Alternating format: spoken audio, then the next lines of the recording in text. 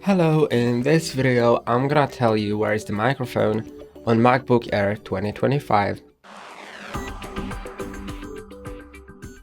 This is a very funny question. I honestly am not really sure. It's somewhere around the keyboard, I mean here at the top, but you can't really locate it because it's hidden.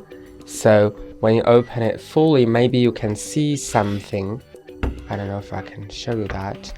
Yeah, there are some holes, and some of them are for speakers, not for ventilation, because this Mac just has the passive cooling, so it doesn't need it, but it's for speakers and microphones. And you can also just test it out by going to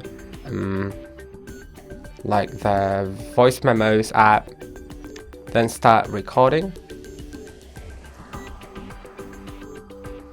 And as I start recording, you can see that when I tap in different places, it produces a louder or quieter sound, depending on how close to the microphone I tap. So you can see, I think it raises somewhere around here.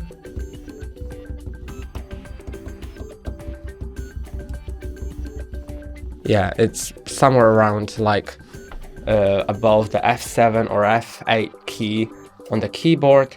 And that's basically it. That's all for today. Don't forget to like and subscribe. See you next time.